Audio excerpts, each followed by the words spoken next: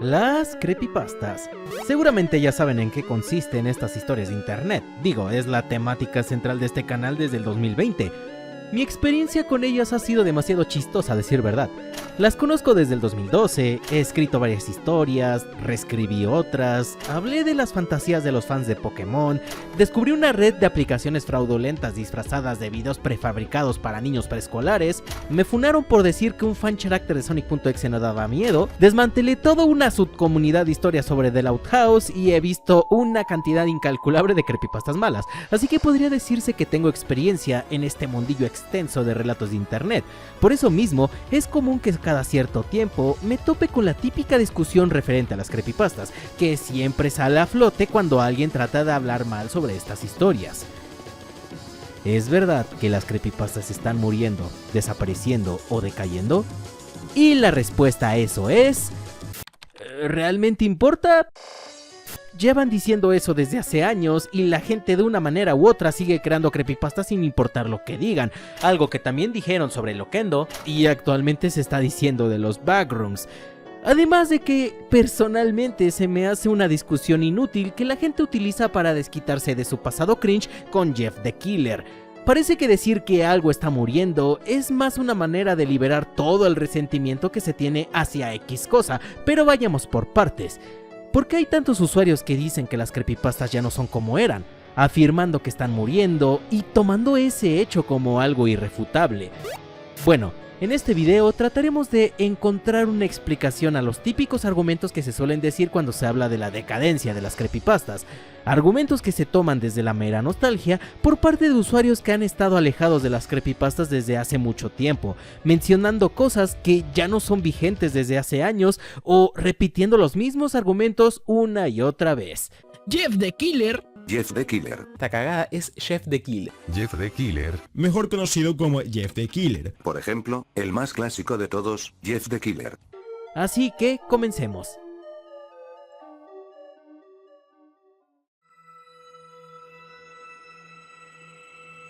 El concepto actual que tienen varios usuarios sobre las creepypastas llega a ser demasiado superficial en varios aspectos, y esto se debe a que hubo un tiempo en donde YouTube, la plataforma por excelencia en la que se esparcen estas historias en habla hispana, sí, no nos hagamos tontos, se recomendaban las típicas historias de personajes infantiles hechas en masa, gracias a todo el auge que tuvieron canales como el de Cylon09 y sus variantes.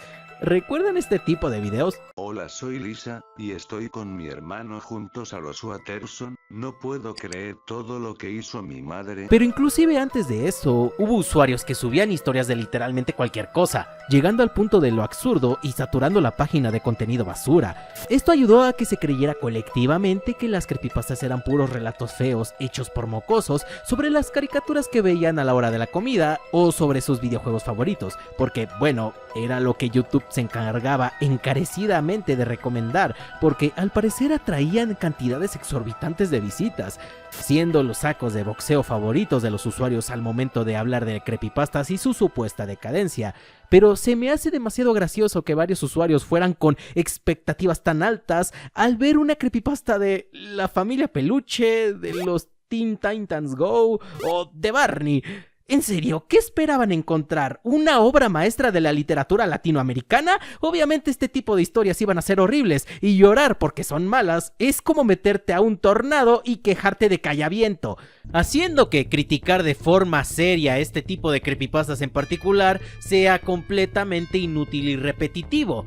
Y ojo, aquí es cuando tengo que aclarar algo. Las creepypastas basura no se pueden criticar ni analizar, y es porque realmente no vale la pena, ya que todos dicen los mismos argumentos de siempre, que si la escritura es mala, que si las faltas de ortografía, que si los clichés, que si es ridícula, ya lo sabemos.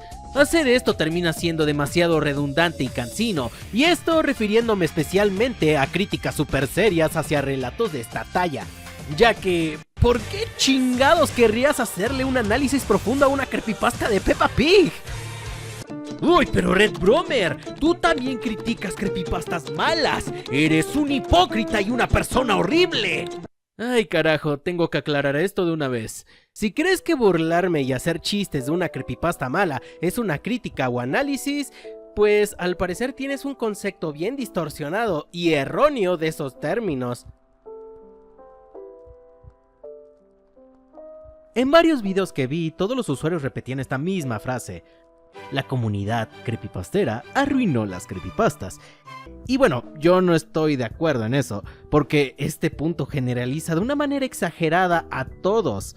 La comunidad, entre comillas, no existe como tal, o por lo menos no es como te la han hecho ver, ya que no considero que todos formen parte de un todo.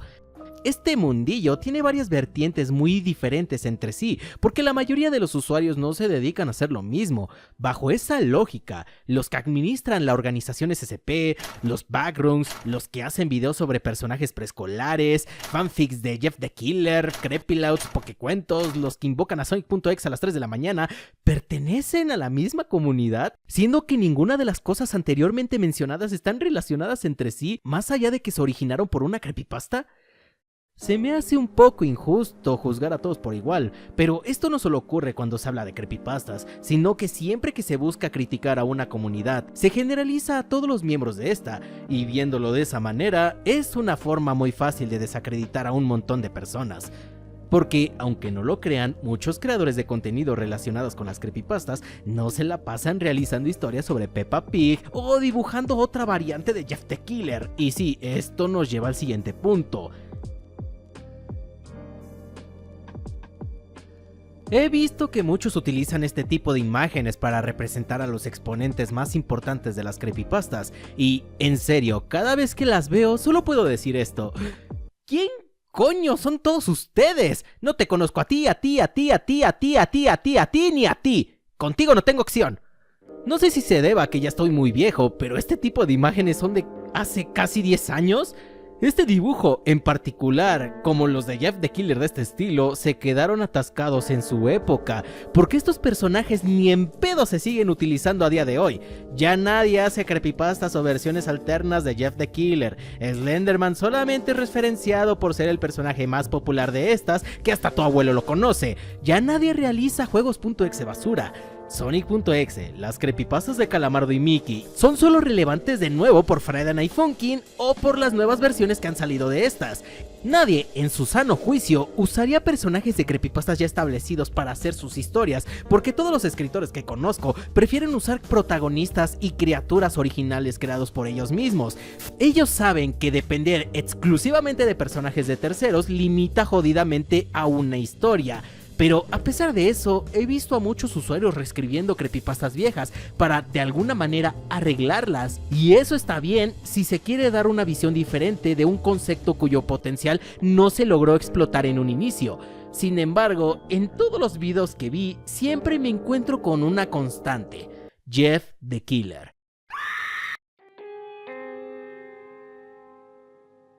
¿Han escuchado ese dicho que dice: Jeff the Killer arruinó a una generación entera? Pues no la arruinó, más bien la dejó bien traumada, pero no de la forma que uno esperaría. Sí, ya entendimos que Jeff the Killer es una reverenda mamada y así, pero ¿podrían dejarlo de mencionar cada vez que se habla de la decadencia de las creepypastas? Digo, llevan repitiendo lo mismo desde hace más de 8 años. Que si esta imagen da cringe, que si esta historia es mala, que si lo shippearon con otros personajes de pseudo creepypastas, que si lo volvieron un sexy Tumblr man, que si le crearon cientos de variantes solo comparables con los universos alternos de Sans y con los exes de Sonic.exe. Ya lo sabemos, pero como dije anteriormente, ¿quién carajos crea contenido relacionado con Jeff the Killer en la actualidad? Incluso desde fechas lejanas como en el 2018, nadie lo usaba. ¿Saben qué ha sido lo más relevante que ha ocurrido con él en los últimos años? La búsqueda por la imagen original de Jeff the Killer, y no tiene nada que ver con el personaje original. Pero no, es mucho más fácil mencionar la saturación del contenido soft, corny y friendly que no está para nada relacionado con estas historias para favorecer tu argumento. ¿Y saben por qué hacen esto? Porque he visto que mucha gente tiene un resentimiento tremendo hacia este personaje, y la verdad no los culpo.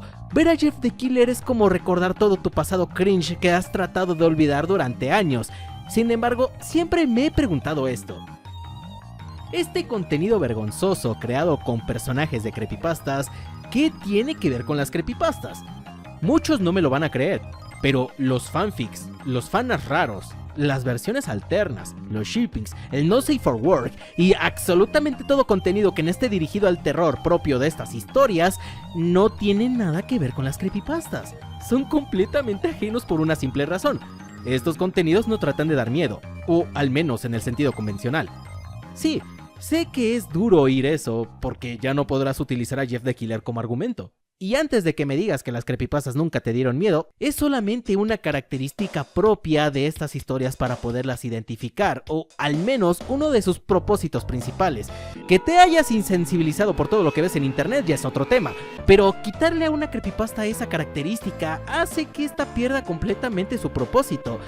Es por eso que ninguno de estos contenidos del fandom del personaje podría considerarse como parte del problema. Porque, bueno, eso de infantilizar a los personajes de terror sí que está muy de moda, pero no es algo que no haya existido desde siempre.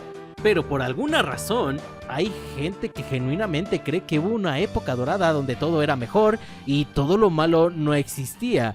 Y pues, lamento ser yo quien te lo diga, pero la época dorada de las creepypastas no existe. Sí, como escucharon, es simplemente mera nostalgia de los que vivimos en esa época, porque la calidad de la mayoría de las creepypastas de antaño no era muy buena que digamos. Solamente inflamos esas historias porque nos dieron miedo en su momento, y eso está bien. Yo en el 2012, cuando vi la creepypasta de Calamardo, pensé que era completamente real gracias a un video loquendo hablando de forma seria y con música de Korn. En ese momento creía que era la cosa más aterradora que había visto, debido al contexto de la época, mi inexperiencia en la red y porque no sabía qué carajos era una creepypasta. Por eso recuerdo esa época con cariño, ya que me pasaba las tardes en un café internet cerca de mi casa escuchando estas historias, y estoy seguro que muchos en la actualidad verán estas historias del mismo modo como nosotros las vemos actualmente. Por lo que afirmar que la época dorada de estas historias ya pasó es caer en la típica discusión generacional donde todo antes era mejor y lo de hoy es basura. ¿Cuál es la diferencia de los relatos malos de antaño con los relatos malos actuales? ¿La cantidad? Son la misma cosa en diferentes contextos. Hace años tenías creepypastas malas sobre episodios perdidos y actualmente también. Desde siempre han habido relatos horribles y eso nunca va a cambiar.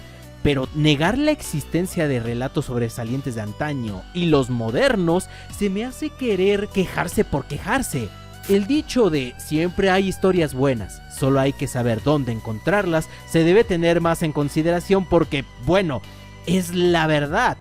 Sé que la saturación de relatos basura afecta demasiado la visión del público, pero no es algo que no pase con otros formatos y géneros, lo que nos lleva al siguiente punto.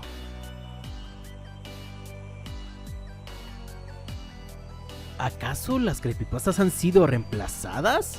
Reaccionando a varios videos en directo, escuché por ahí un argumento un tanto raro.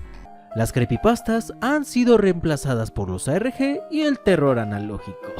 Y por alguna extraña razón, esto fue aceptado por muchos. Y aquí sinceramente discrepo un poco, ¿no? El no saber identificar géneros y confundirlos es un error común, a decir verdad. Digo, a mí también me ha pasado. Pero, en primer lugar, ¿qué entendemos como un género? Un género es lo que le da forma y estructura a una idea audiovisual, con características particulares que le dan una identidad propia y así poder identificarlos. Por ejemplo, las creepypastas toman una estructura narrativa breve, más tradicional por así decirlo. Se cuentan en pequeños párrafos autoconclusivos, en historias más extensas, son archivos audiovisuales con algún contexto oscuro detrás, conceptos de personajes y criaturas aterradoras, etc. Estos se esparcen por todo el internet de manera anónima en algunos casos, claro, con el propósito de causar miedo o inquietud en el lector o espectador, al hacerle creer que fue algo real que le pasó a alguien y lo publicó por la red, o al menos ese es su ADN. Conforme ha pasado el tiempo, los usuarios han ido moldeando la forma en cómo se cuentan estas historias y no se limitan a simplemente copiar y pegar. Los ARG son su propia cosa, que es lo que define un juego de realidad alternativa. La interacción con el espectador. La historia solo puede avanzar cuando éste interactúa con el material proporcionado por el autor, y da pie a que se llegue a una conclusión. Hay acertijos, pruebas, ramificaciones, preguntas trampa, archivos ocultos, cacería de tesoros, lo que sea necesario para que la historia que el autor tiene planeada pueda continuar. El terror analógico, según tengo entendido gracias a mi colega Reitan the Killer, es un concepto que gira en torno al subgénero del found footage y los metrajes de tipo analógico, que es una tecnología de los años 80s, 90s e incluso de los 2000s en algunos casos. Elementos tales como las cintas VHS, las televisiones de tubo, las transmisiones de radio, cámaras de mano o literalmente cualquier elemento de estas características para poder contar su historia. Su propósito principal es el de provocar una sensación nostálgica a los que se criaron con aquella tecnología o incluso con los que no, aprovechando la liminalidad de elementos comunes para convertirlos en algo inquietante. Sabiendo todo esto, ¿por qué un formato reemplazaría a otro cuando son solamente diferentes formas de narrativa con características propias? Ninguno va a reemplazar al otro porque es más conveniente para los creadores de contenido que estos elementos se complementen entre sí. Por lo que tratar de demeritar una cosa con la otra solamente porque no te gusta o porque le tienes resentimiento es completamente inútil y estúpido. Había visto que varios usuarios decían que el terror analógico, los ARG y, escuchen esto, los backrooms eran los reemplazos de las creepypastas y una evolución natural del terror en internet. ¿Y qué creen? Les pasó exactamente lo mismo que a las creepypastas. Estos formatos se saturaron de contenido basura porque todos querían hacer lo mismo. Cuando se aburran de los formatos de moda y los saturen de contenido basura, saldrán a decir que nunca fueron buenos y están muriendo. Y eso les pasará a ustedes. Eso no es cierto. Los backrooms y el terror analógico son eternos. Forever, forever, forever, forever. Pero, ¿por qué ocurre esta saturación? Cuando algo se hace popular, los escritores y creadores novatos, junto con los que se quieren aprovechar del mame, siempre van a buscar replicar o directamente copiar los exponentes más populares de sus propios ámbitos para tomar un poco de esa popularidad. Por eso hubo un punto en donde todas las creepypastas se infestaron de historias sobre episodios perdidos con ojos ensangrentados, donde el terror analógico se llenó de copias del catálogo de Mandela y donde todos querían replicar los cortos de los backrooms de Kind Pixels para hacer su fundación SCP 2.0. La saturación de contenido no es buena para ningún formato ni género y no es exclusivo de este tipo de contenido. Ocurre con los videojuegos, con las películas, con las series, con los libros, etc. Misma mierda, diferente formato. Siempre va a ocurrir, sin excepción.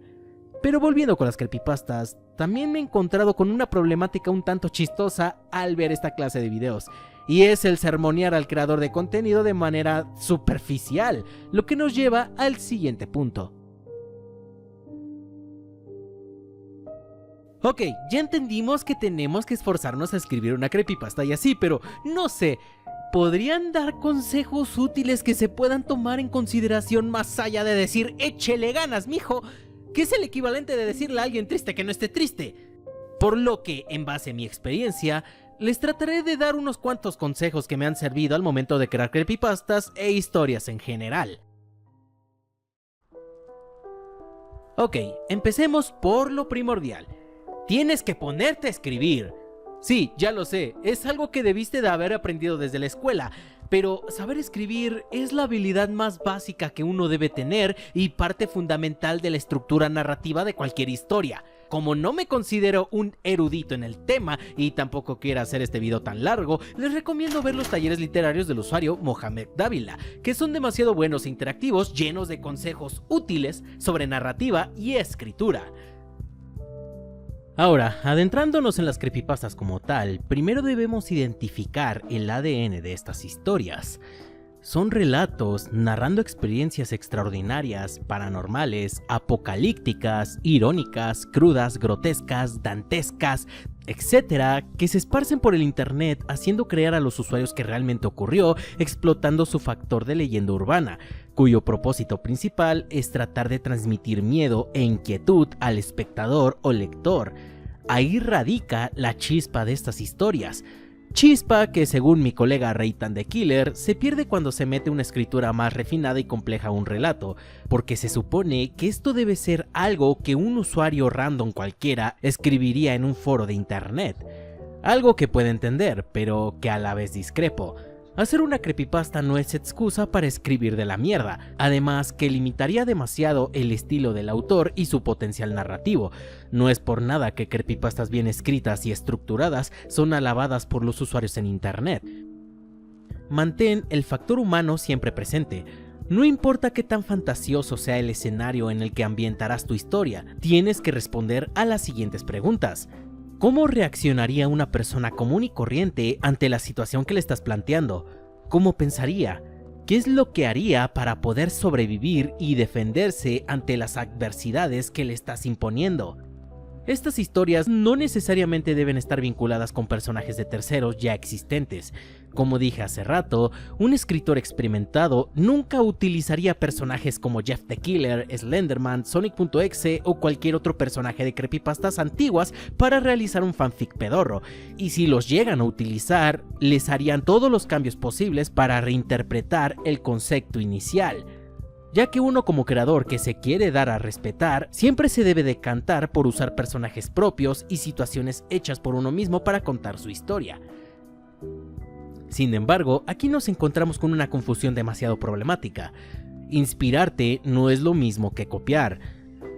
No es lo mismo tomar características de varias fuentes para moldear y darle una identidad propia a tu historia que copiarlos directamente al pie de la letra con nulas diferencias, convirtiendo a tu relato solamente en un skin de otra historia. Eso se llama plagio. Pero bueno, ¿dónde podría conseguir inspiración para contar mi relato de terror? Esto ya es un poco más personal, pero estos aspectos me ayudan demasiado para encontrar ideas. Utiliza la realidad como punto de partida. Puedes tomar experiencias personales, personas que hayas conocido, acontecimientos históricos, casos de material perdido, secuestros de canales, archivos extraños, acontecimientos inusuales, etc. Utiliza tus miedos personales, como el miedo a estar solo, a las calles vacías, al sonido de la estática del televisor por la madrugada, pesadillas, lo que sea. Habla de las cosas que sabes. Entre más conocimiento tengas de un aspecto en específico, podrás manipular mejor las acciones del protagonista en tu historia. Estos relatos deben contar con un remate o con un giro de tuerca que le haga decir al espectador: "Joder, eso no me lo esperaba". Se plantea un escenario al principio para que al final se diga algo que ni el mismo protagonista se espera. Claro, siendo congruente con lo ya establecido en la obra. Ve creepypastas malas para saber qué es lo que no se tiene que hacer al momento de escribir una. En serio, esto me ha servido demasiado. Aquí puedes identificar escritura horrible, situaciones estúpidas, frases ridículas, monstruos de porquería o absolutamente todo lo que se oiga mal. No utilices las típicas frases de creepypastas de antaño. Como ya había dicho en los videos de clichés de creepypastas, son parte de los lugares comunes de estas historias, las cuales son frases tan utilizadas que todo el mundo se las sabe, como por ejemplo, "pero no le di importancia" o "era un día normal". Si tienes un poco de respeto por tu historia y por ti como escritor, nunca las utilices. El objetivo de las creepypastas siempre ha sido dar miedo, o al menos intentarlo. Si una creepypasta se escribe sin ese objetivo en mente, no es una creepypasta, no importa cuánto trates de camuflajearlo. Y sí, esto lo vuelvo a repetir para que quede claro.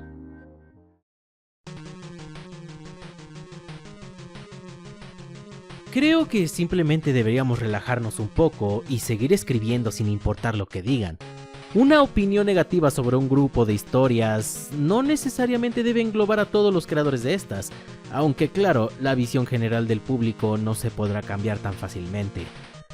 Al esparcirse una mentalidad tan pesimista sobre un contenido en particular, genera que la audiencia lo rechace enseguida, sin darle ninguna oportunidad.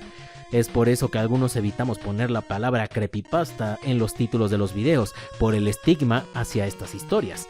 Algo que también ocurrió con el Oquendo cuando todos decían que estaba muriendo. Y contestando lo dicho al inicio del video, las creepypastas no están decayendo ni nada por el estilo. Es solamente un formato narrativo de los muchos que hay para causar miedo en internet, que se vio afectado por la saturación de contenido basura. Sin embargo, eso no ha impedido que la gente siga creando historias que merecen ser contadas. Sé que es difícil tratar de hacer un cambio, pero estoy seguro que tus seguidores agradecerán que te esfuerces en traer algo diferente a las típicas historias que te puedes encontrar en los recomendados de la plataforma. Por cierto, si quieren saber dónde pueden encontrar buenas creepypastas, es algo muy sencillo a decir verdad. Usuarios como KCP1, Nicolás Loquendero, El Señor Sable, Dark Soul Horrors y Yo el 336, La Dama de Blanco, Ciudadano Z, El Orgullo del Operador, Gambito Joss, Daniel Cross, son usuarios que tienen una biblioteca repleta de historias decentes en donde puedes encontrar de todo, y en algunas ocasiones ellos mismos las escriben. Así que, buenos exponentes actuales de creepypastas, hay demasiadas de donde escoger.